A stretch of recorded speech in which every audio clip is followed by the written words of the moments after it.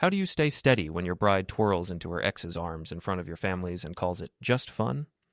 What happens when cheers and camera flashes paint you as the jealous villain, while you quietly stack times, places, and calm steps? Can a husband answer a public insult with a lawful result that lands in daylight?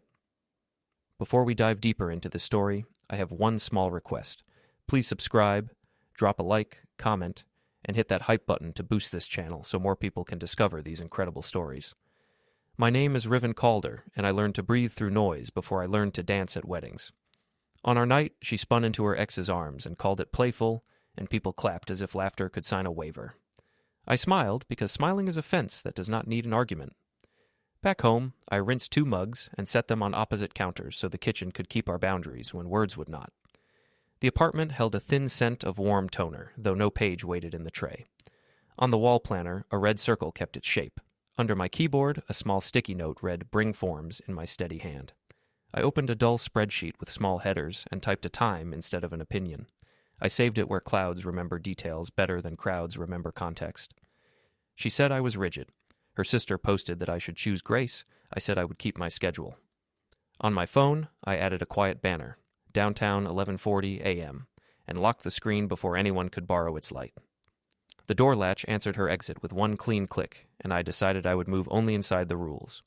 The rehearsal dinner had tried to teach the room a tone, gentle jokes, soft metaphors about second chances, and a toast that called the past a teacher rather than a guest. I stood where the string lights ended and let the bulbs hum Be My Metronome. The band packed their cases while the cousins filmed the centerpieces. A cousin announced that playfulness keeps marriages young, and someone lifted a glass and called it a blessing. I held water because water does not argue with anyone. On the edge of the hall, Lena hugged Jace in a way that looked practiced and then showed the hug to the camera as if it were a souvenir. I counted to 5 and let the number do my breathing. The after-party on the rooftop made the city look tame by putting it behind glass. Heaters glowed like obedient lighthouses, and the wind negotiated with napkins and hair. Sable tagged the location before her heels finished clicking, so phones rose like small satellites and started their orbits. Lena's dress found the light the way water finds a downhill path. Jace arrived with a shrug that pretended to be coincidence. He placed himself one shoulder away from her, a distance that photographs as harmless. Friends declared the night a laboratory for joy. I ordered water and took the same spot by a heater column where the railing met the glass. I gave the room my posture and my silence and let them use both if they wanted. Sable said the moment needed a repeat, so Lena gave the lens a line about playful closure, and Jace supplied a smile that had been rehearsed years earlier. 2 guests cheered for brave women. One guest suggested that stiff men should learn to bend. I kept my hands in my pockets and felt the small square of a USB with today's date tucked in my jacket. I slipped one earbud in and made a short call along the wind's edge. I asked about hours and identification and how acknowledgments are recorded by default. The voice answered in policy, even and unsentimental. I thanked the voice and ended the call. In my message thread titled Follow-Up, I added the time, the place, and 2 initials that will never grow into a name. I saved the note where clouds remember instead of gossip. The heater clicked once and settled. I matched it. Sable herded people near the rail for a second dance that was not needed. Lena took Jace's hands and spun in small circles, the kind that pretend to be jokes while auditioning as statements. Someone shouted that history looks good in good lighting. A chant for a toast began with vowels that wanted to belong to everyone. A camera flash broke the night into hard edges and then left. The room waited for my face to declare itself. I gave it neutrality. A server, confused by stillness, offered a complimentary cocktail. I declined and thanked him for the water. Relief crossed his face like a shadow that knows where to stand.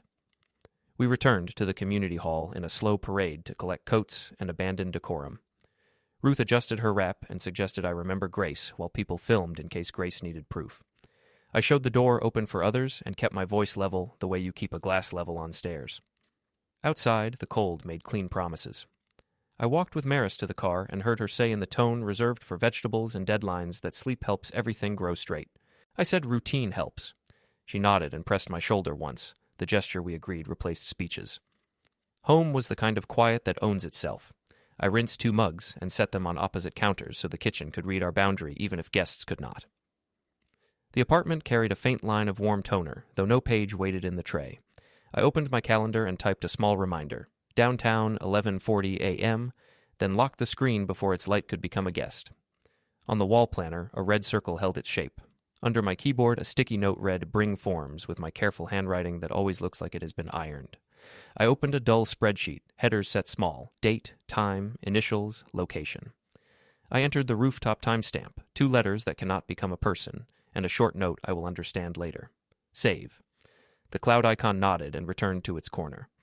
In the bedroom, garment bags had slumped from their hooks like party balloons after dawn. The guest bed showed a shallow ripple down the center of the top sheet. Not sleep, more like someone rehearing a scene. I smoothed the sheet and learned nothing new. I photographed the corner of a reception schedule where the date sat clean and filed the image behind a picture of lemons. File uploaded successfully appeared and passed. I prefer a sentence that does not ask for applause. From the hallway, the lock on the small desk drawer accepted the key with a tiny sound and agreed to keep its promise a little longer. Lena came in with a brightness that belonged to rooms with cameras. She said people were being dramatic online and that I should show support by posting a warm moment. I said warmth needs a roof. She said I should trust her. I said I respect clocks. She said I was rigid. I said I would keep my schedule. She changed subjects the way a swimmer turns at the wall, clean and directionally certain. She said Jace was an old friend and that this is how grown people end stories. I said endings require agreement. She laughed at the ceiling so the room could join her. The printer spooled once and fed out a single blank page as if it wanted to stretch. I folded the page along the long edge and slid it into a folder labeled Household. Dull titles are armor. They accept dents and keep shape. On the balcony, the city arranged its windows into a grid I could count.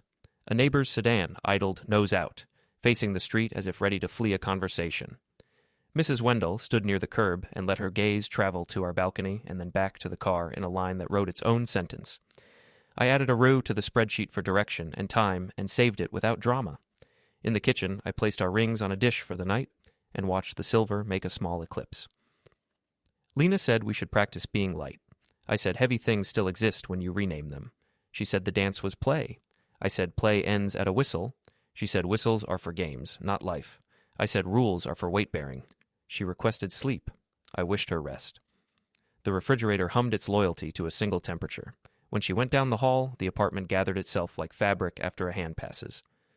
I stacked the mail so the newest postmark faced up. An unsealed envelope slid free and showed the edge of a printed screenshot. I did not pull it farther. I placed it under a flyer for vacuum filters because vacuum filters do not ask questions. My phone buzzed once with a call labeled private and turned the screen dark before I could decide not to answer. I did not lift it again. I stood in the doorway of the bedroom and looked at the suit bag, the guest bed, the window that made a rectangle of harmless moon. I turned off the lamp and let the room hold its own breath. From the hall, a text preview from a contact renamed with one emoji shimmered, formed half a sentence, and then erased itself. The apartment door settled into the frame as the building changed pressure.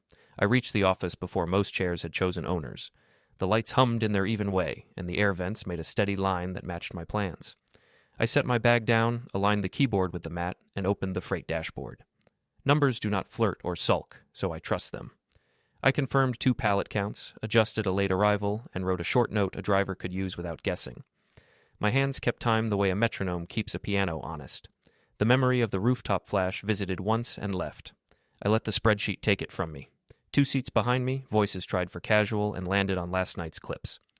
One teammate said the dance looked harmless and joyful. Another said I needed to relax or risk losing her. Their tone was sugar over a blade. I shifted my monitor 5 degrees and opened a second sheet that looks like a budget to anyone passing. Inside, the headers stayed small. Date, time, initials, location. I entered the minute the playful caption went live and 2 letters that will never grow into a person. Save. The cloud icon lifted and settled with its single behavior. File uploaded successfully. I breathed once and returned to pallets. At 9:05, a banner appeared in the corner, meeting personal. I dismissed it with my thumb and did not let my face change. A minimized browser waited where I parked it last night. Storage options, delivery tracking, notary near me. I scrolled 1 result lower, took a new screenshot with the date visible, and tucked it behind a picture of lemons in my phone gallery. The gallery made its small nod. File uploaded successfully. I prefer sentences that do not need applause. The break nook smelled like flavored creamer and old toast. 2 coworkers weighed control against freedom over paper cups. One said jealousy is sickness.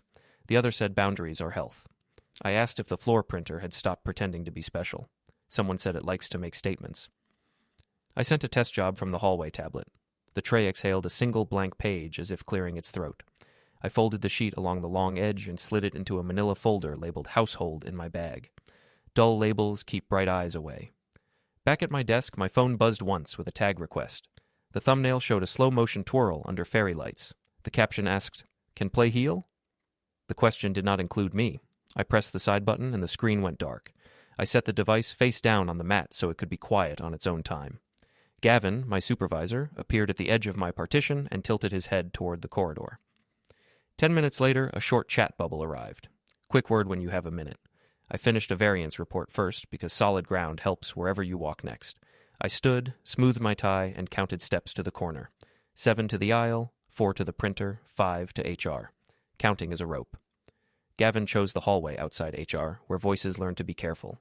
He asked in a low tone if the weekend made my feed busy. I said it did not change our Monday counts. He asked if I needed time. I said routine helped, and I had it. He said the door was open if I wanted silence with a witness. I said I appreciated the anchor. We watched the printer do nothing, which felt like good behavior. On the way back, the elevator bell chimed the bright note that makes people glance up. I sat and placed both hands on the desk to let the sound pass through me. The spreadsheet took a new line. The precise minute Sable's reel added the word courageous, and another line for the angle where Jace stood in frame. Initials only. Save. File. Uploaded successfully. My breath matched the vent's even stride. HR sent a check-in email with the tone that respects privacy. It offered a link to resources and reminded me to report any spillover. I accepted a short time slot later in the week. In the next pod, a junior analyst described how the playful dance was a modern sign of mature adults. The words were smooth and thin. I confirmed an early doc change and sent 2 useful sentences to a vendor who does not care about weddings. At 10:20, a group chat on my phone pushed glitter into my lock screen. The carousel title read, "Morning After Joy." Tile 1 was a brunch table with hands holding coffee. Tile 2 was a cropped shoulder that could be anyone's but told me too much. I did not accept the tag. I opened my gallery instead and checked the dated screenshot behind lemons. The cloud had already done its work. I let the device sleep. A coworker passed and asked if the team lunch still had my yes. I said I would see. He suggested the rooftop again because the view sells peace. I said views do not change schedules. He laughed and moved on. At the far end, someone lifted a phone and pretended to test the camera while pointing it at my posture. I looked at the wall clock. The red second hand kept its promise without wanting attention. I pulled my bottom drawer and checked a small USB with today's date written in fine ink. Presence confirmed. I pushed the drawer until the latch gave that soft answer I trust. My browser ribbon stayed minimized. The desktop stayed obedient. Home, Auto, Bank, Archive A, Archive B. My inbox filled with plain work, and I let plain work carry the hour. By late morning, the row had found its mood. Someone printed color flyers for a charity run. Someone else planned a happy hour. The floor had normalized the wedding into content, which is what floors do to anything that does not hit their deadlines. I checked a shipment window, trimmed a route, and wrote a calm note that saved a driver 20 minutes at Dock 3. Small order matters. It adds up. A message pinged from Sable. She wrote that I should smile with the moment because it would guide the comments. I did not answer. A second ping arrived from Ruth. She wrote that family can forgive if I learn to be gracious. I read the sentences and did not put them into my sheet. My sheet is for time and place, not opinions. At 11:32, a private number rang once and fell silent. I let it go. I opened the spreadsheet and added a neutral entry for the call and for the brunch post that placed Jace's hand inside the edge of a frame. I did not write his name. I used 2 letters, the same way a map marks a landmark without a story. Save. The cloud gave its single nod. File uploaded successfully. Gavin's chat bubble returned. Quick word now? I said yes and stood. As I reached the aisle, the elevator bell chimed again. Clear, almost cheerful. At that same second, my phone lit on the desk with a fresh photo tag. The thumbnail had bright confetti, and the caption bar used my name with the word controlling in a neat font. I looked at the screen 1 heartbeat longer and then stepped into the corridor because steps were already counted, and the printer was ready to be a witness again. The rooftop bar tried to make the wind polite with glass and heaters, but wind keeps its own rules. People from the wedding circled back there because cameras like height. The skyline looked painted on. Sable tagged the location before her shoes stopped clicking. Phones rose like small aircraft looking for a runway. I chose the edge where a heater column met the rail. From there I could watch without becoming the center of anything. A server placed a glass of water in front of me and said the night was perfect for celebration. I thanked him and kept my hands near the glass so the lens would have nothing extra to hold. Lena arrived in a jacket that collected light. She hugged 3 friends with choreographed ease and let the 4th film the hug. Jace came in with the posture of someone who believes coincidence is a costume. He drifted to her side at a distance that photographs as safe. Sable said the night needed closure the algorithm could read. A cousin agreed and raised a glass toward a phone as if to toast a device. I stood still and let posture do my speaking. The heater clicked, then hummed. I matched its rhythm and took a small drink so the shot would see an ordinary man with water. I slipped one earbud in and faced the wind. I asked a calm voice about hours, about identification, and about how acknowledgments are recorded. I did not use names. The voice answered in policy terms that do not bend for weddings. I said thank you and ended the call. In my follow-up thread, I entered the time, the place, and 2 initials that will never grow into a person. Save. The cloud icon did its small nod. File uploaded successfully. I put the earbud away and let the bar's volume return to normal.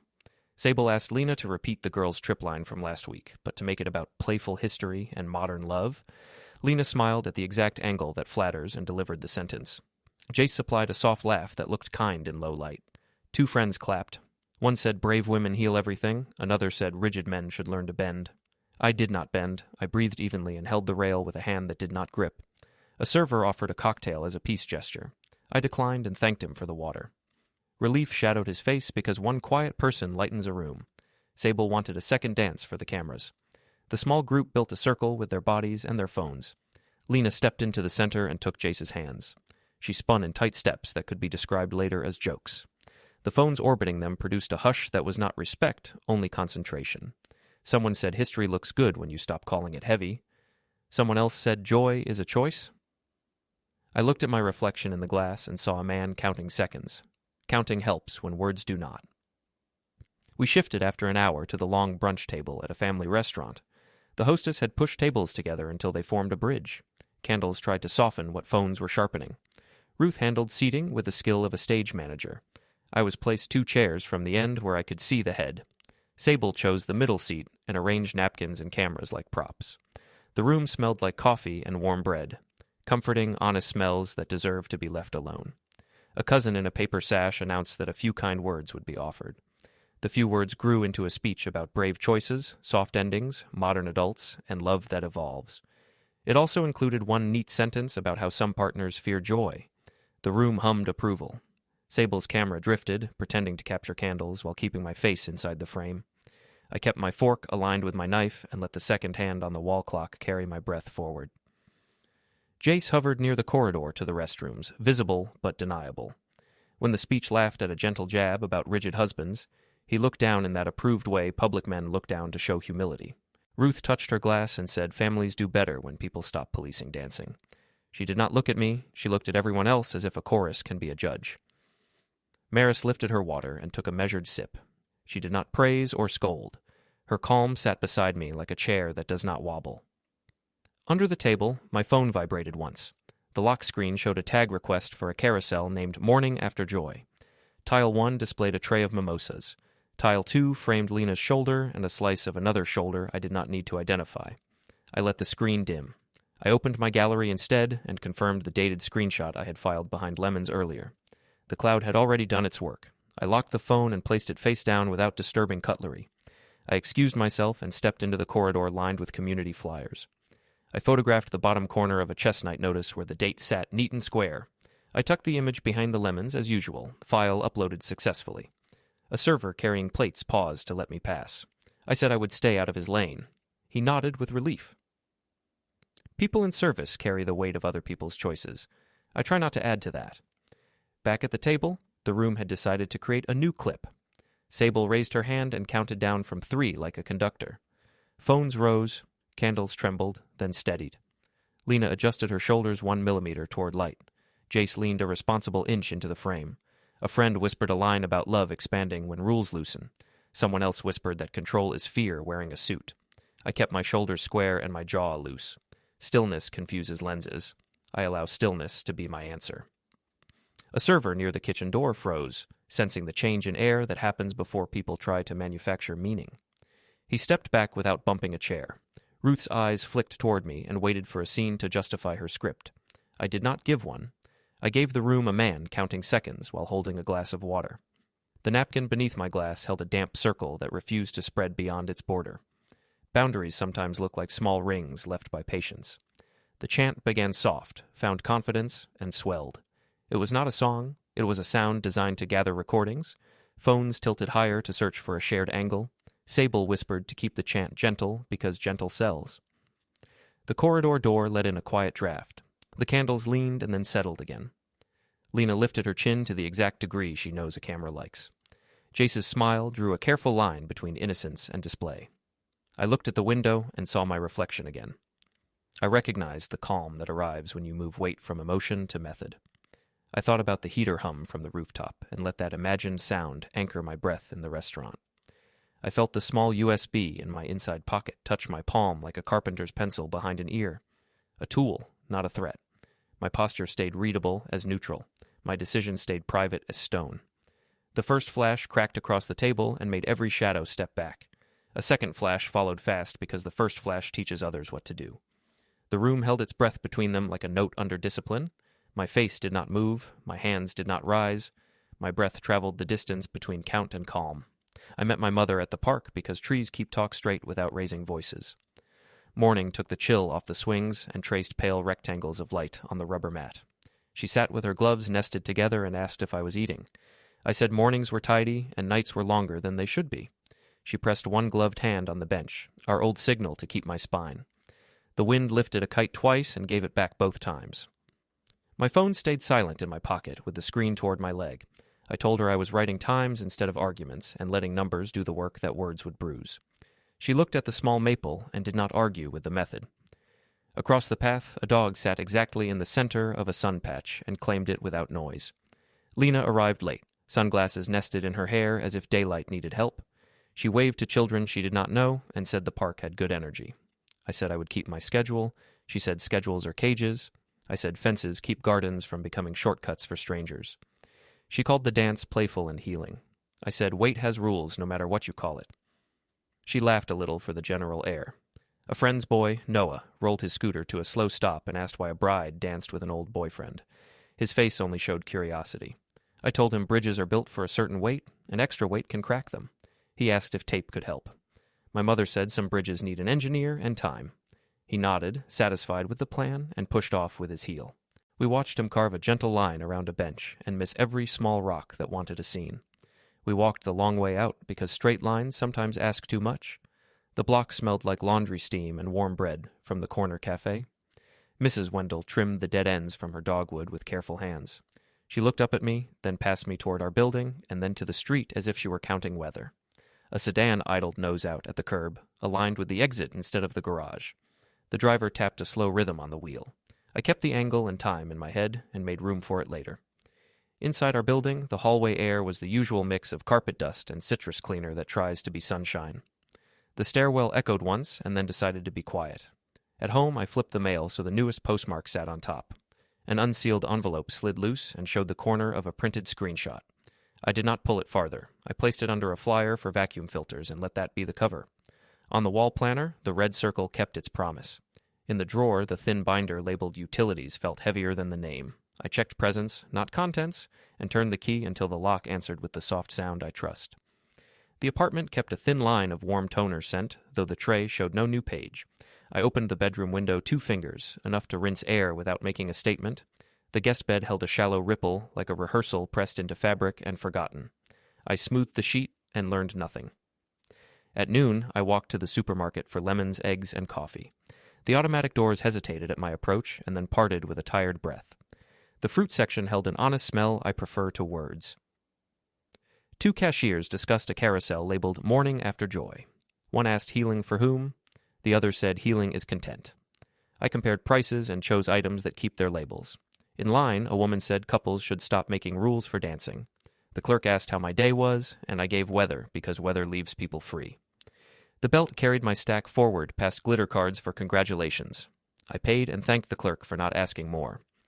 Outside, the idling sedan eased out for a ride share and slid back into its original angle facing the street. The driver adjusted the mirror and looked nowhere in particular. I memorized the small details because later I prefer facts over impressions. Back home, I washed the lemons and rolled them under my palm to wake the skin. I set 2 mugs on opposite towels and wiped the counter in one direction only. The printer spooled a single blank page, stretched like a cat, and settled. I folded the page and filed it into household. Dull names are armor. They take dents for you. Lena stood at the hallway mirror and practiced a softer face. She said I was ruining our own story by being rigid. I said good stories carry weight without breaking. She said online friends were on her side.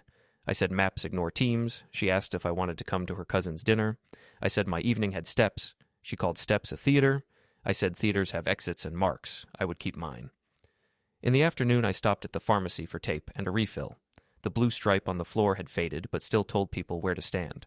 A woman ahead of me told someone on her phone that her cousin recalibrated her marriage and started thriving. She stretched the word recalibrated until it had no edges. The clerk called my name with a tone trained not to invite story. I paid and stepped aside so a man with a stack of bandage boxes could pass. My phone buzzed once with a private number and went still. I let it go. When I left, the automatic door cut the light in equal parts and closed without comment. Evening laid long rectangles across the kitchen tile. I checked the gallery to confirm last night's date-stamped flyer photo sat behind lemons. The cloud notice rose in my memory, even though no badge showed now. File uploaded successfully is a sentence that behaves without applause. Lena asked from the bedroom if I planned to be cold forever. I said I planned to be exact as long as needed. She said exactness is a mask for cruelty.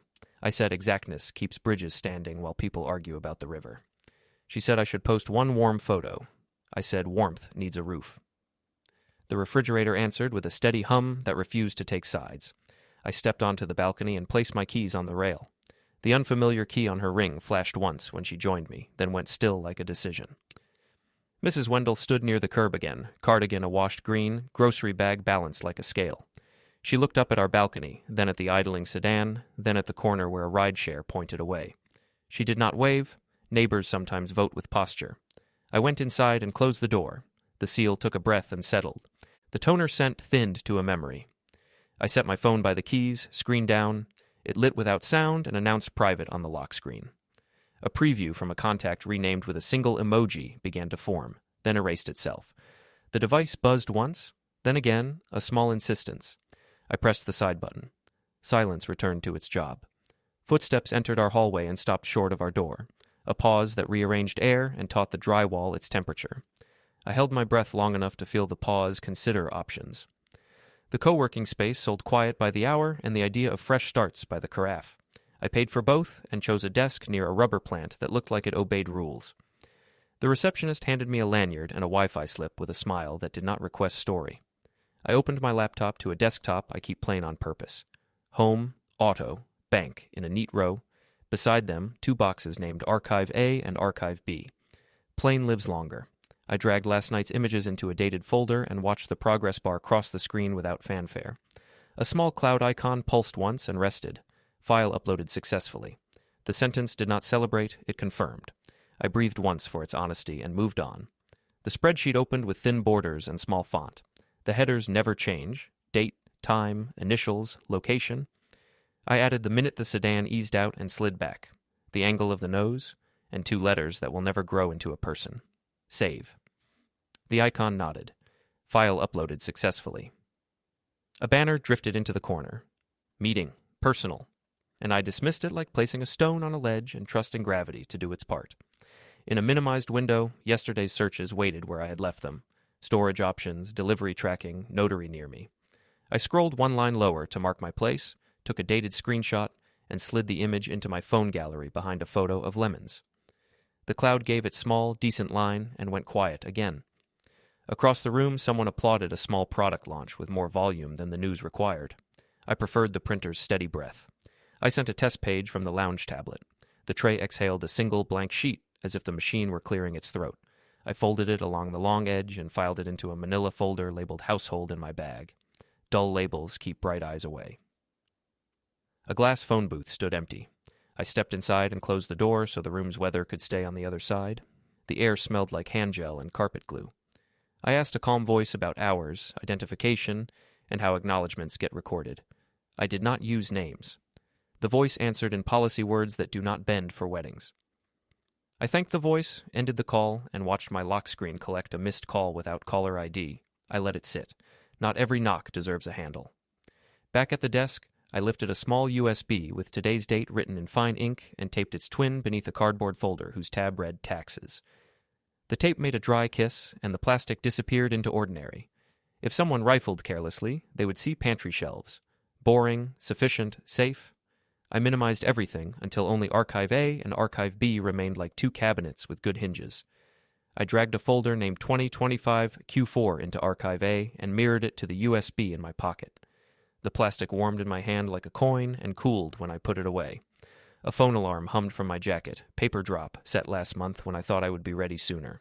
I dismissed it and kept the time. Rushing is a leak in a boat not finished. The elevator in the hallway gave a single bell. Two low voices moved past the glass. I let them be background. The spreadsheet accepted another line, a brunch caption that edited maps into mood. Save. File uploaded successfully. Those 4 words returned my pulse to the pace rubber plants prefer. I zipped my bag. Chair legs made a soft rub against the floor.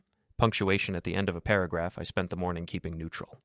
The parking garage held its own weather, cool and concrete, with a baseline from a car that wanted to be braver than it was. I stood by my trunk under a pillar and made a hallway call with my shoulder angled toward cement. I asked about general timing, about confirmation steps, and about what happens next when a person chooses rules over scenes. I wrote 1 word on a sticky note, slid it behind a fuel receipt, and closed the trunk. The lid came down with a measured thud that reminded me what closure should sound like. I pressed the fob until the lights blinked twice, a tiny conversation between intention and response. On the drive home, I collected small victories by counting green lights. 3, 6, 11. The foyer smelled like warm carpet and leftover flowers from a celebration that belonged to someone else. In the stairwell, a child's chalk star held its shape where shoes had chosen not to step. Inside the apartment, the thin scent of toner drew a line across the air, precise and impersonal. I set my bag on the table and wiped the surface in one direction until the wood understood it had been seen. I unlocked the drawer, checked the thin binder labeled Utilities, and turned the key until the lock delivered its soft consent. Presence confirmed, content untouched. The room accepted that choice like dry wood accepts light without catching. Lena came down the hall with indoor sunglasses and a sentence shaped like forgiveness that never stopped at accountability. She asked where I had been. I said I rented a desk to finish tasks that prefer silence. She said I was dramatic. I said I was exact. She said exactness is a cage. I said fences keep gardens from becoming shortcuts. She asked if I wanted to post a warm photo. I said warmth needs a roof. She asked how long I planned to be cold. I said I was finished being confused. My voice stayed inside the register that doors and contracts understand. On the balcony, the city sorted itself into lanes. I placed my keys on the rail and watched one unfamiliar key on her ring flash once and go still. She asked if I wanted a marriage or a museum. I said I wanted rules to outlast captions. She said captions win. I said captions do not sign anything. The curtain breathed in and out by 1 inch. Behind us, the printer spooled a single blank page into the tray as if it wanted to remain limber. I folded it and slid it into household. Armor needs layers. In the living room, I opened the laptop and looked at the row. Home, auto, bank. Archive A, Archive B. I added a final note to the spreadsheet. Today's date, 1 initial, a location that needs no adjective. Save, file uploaded successfully. The sentence placed a small stone in the wall I am building, not to trap, but to hold shape. Lena watched me in the mirror and practiced a softness designed for rooms with cameras. I kept my tone as even as the refrigerators hum. She asked what I would do next. I said I would handle this properly. The words arrived level, like a chalk line stretched tight between 2 nails. They did not tilt toward threat. They declared a lane. She asked if that was a warning. I said it was a plan inside rules we both live under. She said rules can be bent. I said weight still falls. My phone chimed once with the sound I reserve for appointments. The lock screen displayed a simple line, downtown, 6:30 p.m. I dismissed it with my thumb. A narrow breeze threaded the apartment and moved the balcony door along its track by exactly the distance the latch requires. It met the frame and completed the journey with a soft click that sounded like a decision taking its seat. The courthouse plaza held its own weather. Flat, bright light, a steady fountain, and the low shuffle of people who had business rather than stories. I arrived early and stood where security tape asked me to stand. A guard nodded, the way professionals nod when order is its own language. The stone under my shoes kept a reasonable temperature, as if even the ground understood that heat was for other places. I kept my hands visible. my breath even, and my phone silent. The packet I was not holding would arrive by someone else's hand, which was the point. An announcement board flicked from one docket list to another without ever saying our names. I preferred it that way. Lena crossed from the street with Ruth and Sable trailing a step and a half behind. Sable raised her phone until the columns framed like borrowed authority. Ruth adjusted a scarf and shaped her face for witnesses who might not exist. Lena stopped at the edge of shadow and said we should talk privately. I said I would follow the process. My voice stayed at the same level I use for doors that close well. The guard shifted only enough to keep the entry clear. A server approached from the plaza's far side with an ordinary bag and an ordinary stride. He asked for identity once, then asked again, then looked to me to confirm the same words. I confirmed them. He brought out a packet with square edges and language that does not perform. He said the time. He said the words that matter. Divorce petition, temporary financial and possession orders, notice of appearance. He said them the way a level finds center, without heat, without apology. Sable's phone lowered a fraction because formal tone refuses to be content. Ruth said this was unnecessary and cruel. I said I was following rules and I would remain out of the entrance flow. The guard thanked all of us for the clarity. Lena called it a misunderstanding that could be fixed off camera. I said waiting had already been done. She looked at Sable as if the recording could vote. Sable framed the packet and tried to catch my face in the same rectangle. I turned my eyes to the fountain's surface and let the water break every reflection into unhelpful pieces. On the sidewalk, Jace hovered with the posture of a person auditioning an exit. He offered half a nod to no one and shifted back toward the curb. Jonah stood where we had agreed he would stand, near enough to see, far enough to keep the air calm. Maris kept a patient line on the bench, hands folded as if encouraging gravity to do its work. None of us raised a voice. The plaza remained exactly itself. The server asked if anyone had questions about acknowledgments. No one did. He noted completion, recorded the time, and stepped aside to let a juror cluster pass. Their conversation belonged to a different story. Ruth said families have ways of healing if people would stop counting. I said numbers keep bridges standing. She told the air that rigidity ruins love. The air did not answer. The fountain kept time for everyone. Lena held the packet with two hands as though it had gained weight while crossing the plaza. A breeze laid a strand of her hair over the top sheet like a ribbon that had run out of celebration. Sable tried for a close-up. The guard lifted a palm the polite height that says, enough. Evan texted a single check mark to confirm distance maintained. I put my phone away again because nothing on a screen could improve what was already true. The columns did not take sides. They simply remained vertical. I thanked the server for his work. I thanked the guard for the lane. He tapped a badge-sized device that made a small, satisfied beep. The exit gate light turned green in a square that might be missed by people who prefer drama. I stepped toward it with the same measured pace I had brought to the plaza. Behind me, paper made the sound paper makes when it finds a new owner. In front of me, sunlight flattened the steps into simple decisions. Don't forget to hit like, subscribe, and turn on the bell so you don't miss the next story. Write in the comments from which city you are watching.